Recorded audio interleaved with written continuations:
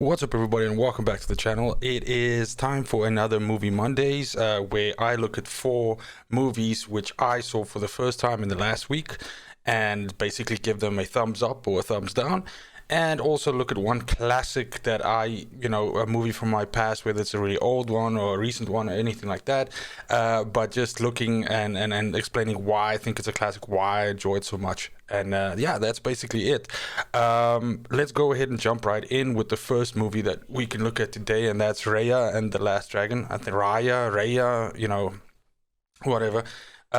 Which is the new Disney animated movie. And I think that's probably going to be the theme of this mini review, is that right off the bat, I can say that in terms of like a Disney animated movie, sure, this is not a bad movie. And I actually think it's probably one because it's so colorful and because the characters are so, I suppose, over the top is the right word. And it's very, like I said, the palette is very colorful, and it's the animation is great, right?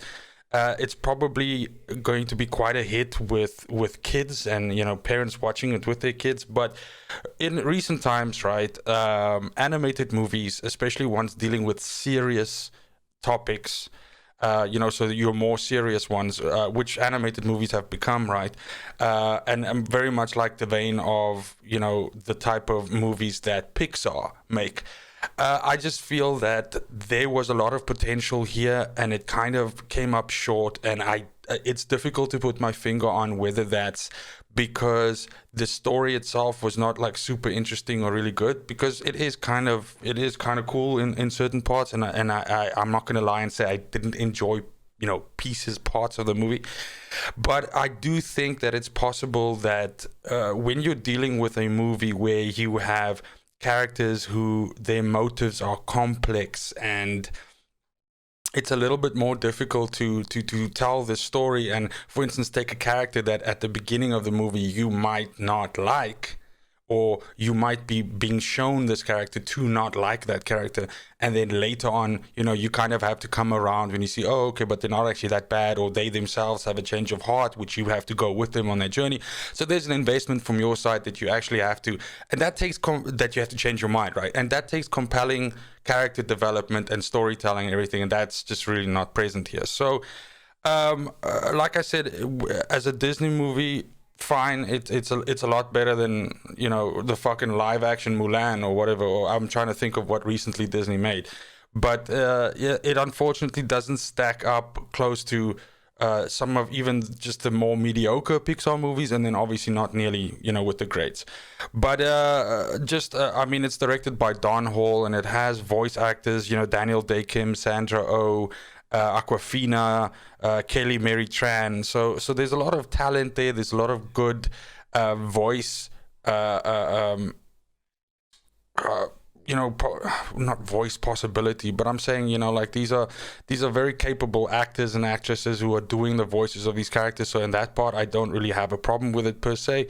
But I didn't like any of the characters really, and I don't blame the actors, the voice actors here. And I mean, this is obviously the writing that has unfortunately caused that. Except the boat pilot Boone was kind of cool, but I mean, yeah, it's just again, like I said, I'm sure that this movie is going to be quite popular with the children watching with their parents, and especially younger children, again due to the colorful palette and because it's got dragons in it, and that sort of thing, and it's got kind of cute creatures and stuff like that. So yeah.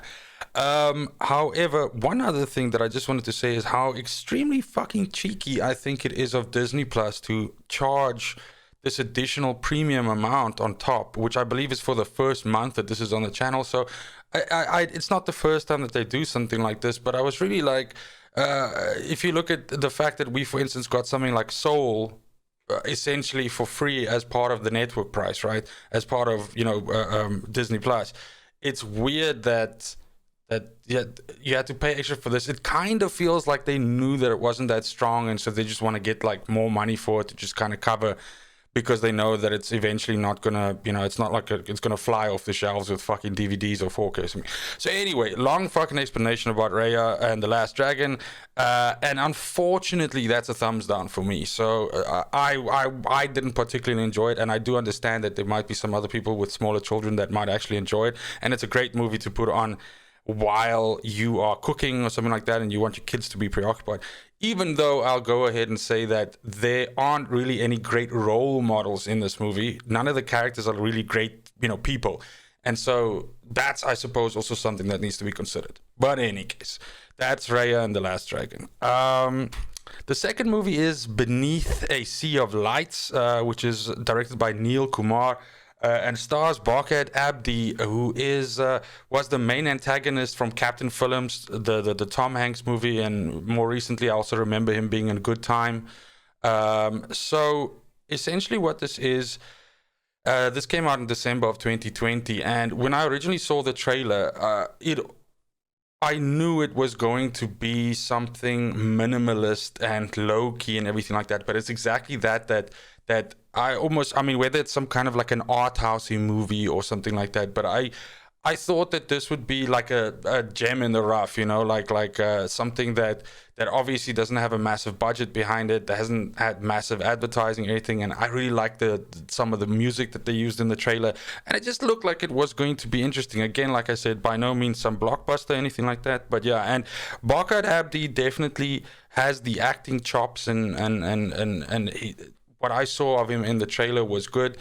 But essentially what the movie is about is Abdi is a day laborer, or basically, like someone that works with billboards and stuff like that in Dubai. The whole movie is obviously shot in Dubai. And some of the parts are actually beautifully shot if you like looking at what Dubai looks like and the skyline and that sort of thing.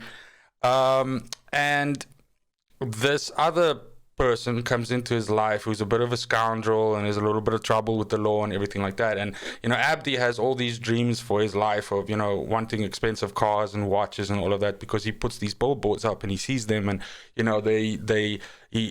looks and he yearns for that sort of life, but of course he just making like menial day labor, and so obviously this other person kind of like gives him the idea that he can have those things, and they go on, like, I suppose you can say, hijinks and adventures, whatever. I'm not going to spoil it any more than that. But that's in essence the gist of the story. So unfortunately, though, once you actually get into the movie itself, the writing is like super weak and very, I guess, one-dimensional is the best way I said that. Like, it lacks a lot of depth, and the performances aren't really convincing and all of that. And I mean, Abdi does as good as he can with, I think, the material that was given to him. But in the end, it's kind of like it's a slightly too long story about this character that is not a criminal, is not a bad person, but some things happen and they do some bad things and so on, because they get this idea that possibly that could lead to some wealth or something like that. But yeah, I ended up being disappointed with it because obviously I had high expectations due to the trailer, but just in general, I thought it was an interesting story to tell, and they told it poorly. So unfortunately, Beneath a Sea of Lights gets a thumbs down for me as well. Now again, like I said, this movie is so fucking low-key, it doesn't even have a Wikipedia, so it's classified as like a drama, like a crime drama or something like that, and you can go check it out on IMDb and decide if you want to see it or something like that. But like I said, it comes off a little light, if I can put it that way. Okay. Third movie for the week is Cosmic Sin, which is sci-fi action with Bruce Willis and Frank Grillo in it. And as I've said in previous weeks or so, I'm actually a Frank Grillo fan. And obviously I'm a Bruce Willis fan because I'm a kid from the 80s. And this, I mean, you just have to watch this thing's trailer and you know that it's going to be bad. But the thing with movies like this is that sometimes they can be so bad it's good. Like really bad movies can sometimes end up being like, like you'll make fun of them and you'll watch them with friends and you'll laugh at how corny it is and how bad the acting looks, and people fall over, or whatever, any reason, take your favorite bad movie that you like watching just for the sake of ridiculing it, and this was the thing, right?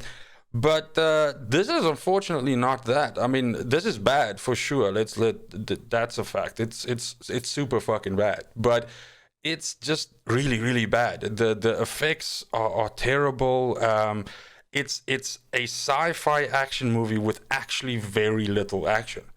A lot of this movie is the collection of characters being stuck in a place and then having these weird one-on-one conversations with each other where Bruce Willis will walk over to one of the other characters and they'll have like a 5-minute exchange, and then that character will walk over to another character and they'll have like a 5-minute conversation, and then that person will walk over there and then they'll be like, oh, okay, fuck, we gotta shoot 2 fucking aliens and then walk out this door and go stand in another fucking hall and then talk to each other again. And this happens like 3 or 4 times. So even the fact that it's like a bad action movie, this is just like a bad movie because there's really very little action, and the action that there is terribly choreographed. The effects are really poor. The costume work is fucking nasty.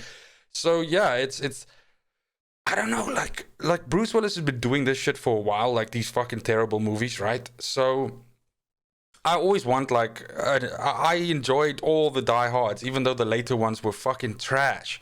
But I enjoyed them because of Bruce Willis, and I enjoyed them because it's Die Hard, and I enjoyed it because, you know, it's in that Die Hard universe, and the way that it's shot and everything like that is just, yeah, I enjoy movies like that. And I don't know what the fuck he's doing. Like, is he literally trying to see? I mean, he's almost going like the route of, I'm trying to think.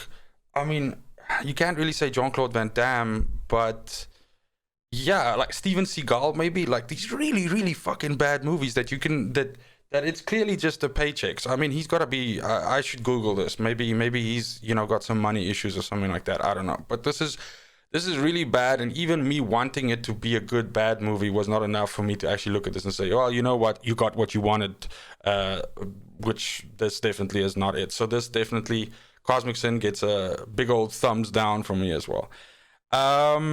The last movie of the 4 new movies is Crisis, which is directed by Nicholas Jarecki. It's a movie from February of this year. And it's basically, I would say, it's not a remake, but it's kind of like reminded me a lot of what they were trying to do. Is they were kind of trying to emulate the Traffic recipe, or you know, how Traffic worked. And Traffic, the old movie, there's the fucking poster right there, is was a bunch of small stories interwoven together, but all with the central premise of basically going about cocaine smuggling from Cuba and blah blah blah blah, and how it affected from like a family with kids to the government to a fucking agent, and you know, all of that, and also looking at it from the cartel side, right? So this deals with the opioid crisis, and so, you know, fentanyl production and smuggling and all of that, because, you know, that's the new drug boogeyman right now. Like, I don't think anybody even gives a fuck about cocaine anymore. And so they assembled like a whole bunch of, like, I would say top tier or very near top tier actors. You know, you have Luke Evans, you have Armie Hammer, Evangeline Lilly, fucking Gary Oldman, Greg Kinnear, and this is this. You know, there's a subplot here where about a company that's trying to bring a new drug onto the market, but the drug itself actually has problems, and they're trying to sweep that under the rug. And then there's the cartel guys trying to smuggle the fucking fentanyl, and you know how they're trying to do that. And then there's this woman who lost someone due to opioids, trying to put her life back together. And then there's a fucking professor, and so it's that whole thing, which a bunch of small stories together. But even if you take, and I mean, there's definitely interesting things about the opioid crisis, and I think there's a couple of stories to tell there, whether you're looking at it from a documentary perspective or, you know, a work of fiction or something like that. That it just really seems weird to me that they made such a fucking boring movie. Like, it's literally like my notes here. I've got my book open here that I keep notes while I watch the fucking movies, and literally, I don't have a lot written here, and I just have one long boring with 7 O's. So yeah, it's this, you know, like, I don't care about anything that happens in the movie because the character work is terrible, and because it's these small stories, right, you're not investing a lot of time with each one of them, and yeah, it's just boring, and it doesn't really go anywhere interesting with this topic, with, you know, with the opioid crisis and all of that, and, you know, some interesting stuff that can be said about that. This doesn't really go anywhere, and yeah, just fucking boring. I'll just keep with that. Boring with 7 O's. So Crisis definitely gets a thumbs down, and that's unfortunately that. So a really bad haul this week. I think that's 4 thumbs fucking down. So that's not good. That wasn't a good week for movies. But then when we go to my classic, so as explained before, I think I just spat on my monitor. That's terrible. As I mentioned before, what I do like to do as well is during these, always in the last part of it, I look at a movie that's not necessarily new and that might be really old or something, but something that I view as a classic and a movie that I have rewatched many times and often suggest to people to watch. And in this case, today we're looking at a video that is not an old movie per se, but definitely a classic in my mind, and that's Snowpiercer. Which is by Bong Joon-ho, and is, I think I've said that surname wrong, but yeah, I'm sorry. And it came from July in 2013, I believe, so it's like 8 years old now. And it stars Chris Evans, Octavia Spencer's in it, Jamie Bell's in it, Ed Harris is in it, Tilda Swinton is in it, John Hurt is in it.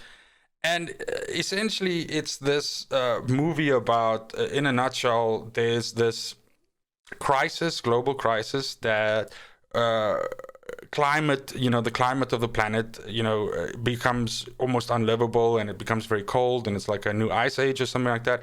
And so there's this train that basically, goes, around the planet, and these people live on this train. And in the front of the train, it's extremely opulent, and it's all the rich people that live there, and they party all night and do drugs and eat the nicest food and all of that stuff. And then as you get to the back of the plane, you now have the people that are actually keeping the train running. And so people that shovel the shit, and you get rid of the stuff and all of that. And so this is then essentially a revolt that happens with these back of the train riders revolting against the rich people and then essentially moving their way through the train. And the thing that I like about the movie the most is, honestly, there's a lot to like here, but it gives this kind of like idea of like a game where you're playing through the stages and you're working your way to the boss fight. That's basically the gist of this. And they did so much with such limited space. So like in this train, you can go from 1 minute to, being in like a coal covered car where everybody's dirty and everything like that. And then in the next one, you're in basically what looks like an underground club with music playing and people dancing and doing drugs and getting lit and, all of that. And then like big, like a cart with art in, and then like a fucking classroom with kids, getting taught propaganda and that's what I mean. Like, this movie is constantly moving through this, and right up until the end, when you see, you're kind of going like, I wonder if I'm going to see like another car with like weird, crazy shit in it. And yeah, that's one of the things I like about the movie. I think it's beautifully shot either which way, and I like the story. I like the action in it. I think all the actors and actresses do a good job in the roles that they're in. And yeah, I just I always look at like interesting facts about the movies, and maybe I know some stuff. And I do know a funny thing that I saw a bunch of years after I watched the movie was that Harvey Weinstein micromanaged the shit out of this movie and constantly crashed with the director, and basically saying, but this is actually what I think you should be doing, and this is like my vision of this. And particularly, there's a scene in the movie where the protagonist, Chris Evans, and all of his homies go up against essentially like a security force and people that are supposed to squash this rebellion and stop them from, fucking acting a fool. And these guys, they take out like a fish, and they've got axes and fucking knives and shit, and they just like drag their knives and axes through this fish, or the fish, blood and everything like that is on the axes, and they just pass this fish around to everybody so that they get this axe. And of course, there's been a lot of theories as to what it means, and are they basically rubbing it in the poor people's face that they can't have food, and this is this rich, opulent fish, or is it the whole thing where you, everybody bloodies their axes. It's this whole thing where if you have a firing squad, half of them shoot with blanks so that nobody knows who actually ever did the killing and who didn't, and it's kind of like a play on that or something. So there's a whole bunch of theories to this, and I don't think in particular the director has come out and said, okay, this is actually what I was trying to do with the scene. But what the story goes is that Harvey Weinstein, look at the scene, because it's quite like it's not like 10 seconds. This fucking passing the fish around and dragging the axe through it shit is like, I don't know, I've never timed it, but I mean, we're talking like at least 2, maybe 3 minutes. And so It's this really long fucking scene that you're like thinking, you're just watching and you're going, okay, cool. So they're putting the blood on the axis, and okay, it's a bit weird. And there's this really fucking, over the top music playing, and it's so dramatic and everything. And so Harvey Weinstein looked at this and said, Jesus, let's take this scene out and just put more action in and have him just kick more ass or something like that. And the director turned around and said, no, look, actually, this scene is like super important for me, and I don't want to lose it because my dad was a fisherman, and this is like a tribute to him. And this made Harvey Weinstein go, oh shit, yeah, family is like super important, let's keep that shit in. And then like years later, the director revealed in an interview and said, look, I just said that shit like to get him to leave me the fuck alone. My dad was not a fisherman. So I thought that was quite funny. But in any case, that is then Snowpiercer, and it is a classic if you've never watched it. I know that there's a series out on Netflix as well. I believe the movie is superior to the series in the first place as well. So definitely give it a watch if you, for instance, watch the series, but you've never gotten around to the movie. But that's it for this week. If you enjoy this content, please go ahead and like and comment and let me know which movies you've recently watched and what you think of the movies that I had in this list and which ones you think I should watch. And it could potentially become a classic for me, because you should be starting to get like a good idea of what I consider to be a classic based on the ones that I've said. And if you really like content like this, please go ahead and consider subscribing, because I will be bringing and continue to bring content like this along with other things, content on games and all of that to the channel. And subscribing really helps me produce that and just means a lot to me. So thank you very much for your time. Thanks for coming by. And wherever you are, have a good morning, have a good afternoon, have a good evening, and until next movie, fucking cheers.